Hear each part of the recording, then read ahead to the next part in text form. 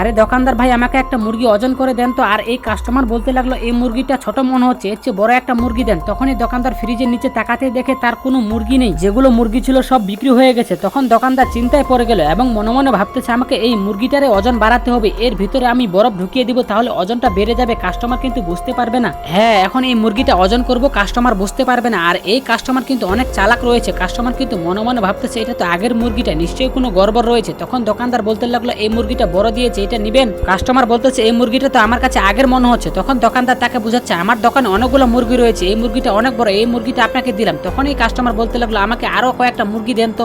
তখনই দোকানদার ধরা খেয়ে গেল এবং কাস্টমার বলতেছে তুমি যে স্কুলে পড়াশোনা করেছো ওই স্কুলে আমি হেডমাস্টার। আর এদিকে একটা কাস্টমার বলতেছে আমাকে একটা মুরগি দাও, আর এই মুরগিটা কিন্তু সেই কাস্টমারকে দিয়ে চালিয়ে দিল এই দোকানদার। এই কাস্টমার বলতেছে তুমি মুরগি জবাই করতে জানো তো? তখন এই বাটপার দোকানদার রেগে গিয়ে বলতেছে আমি 4 বছর ধরে মুরগি জবাই করতেছি, আমি জানি না মুরগি কিভাবে জবাই করতে হয়। তখন এই কাস্টমার বলতে লাগলো কিভাবে মুরগি জবাই করতে হয় তুমি আমাকে বলো তো। আরে ভাই যাও যাও, আমি মুরগি জবাই করতে জানি। কাস্টমার বলতে লাগলো তুমি যেহেতু জানো তাহলে বলো। তখন এই বাটপার বলতে লাগলো ইন্না লিল্লাহি ওয়া ইন্না ইলাইহি রাজিউন। আর তখনই কাস্টমার তার গায়ে থাপ্পড় দিয়ে বলতেছে আসলে তুমি একটা বাটপার। তো বন্ধুরা, মুরগি জবাই করার সময় কি বলতে হয় অবশ্যই কমেন্ট করে জানাবেন।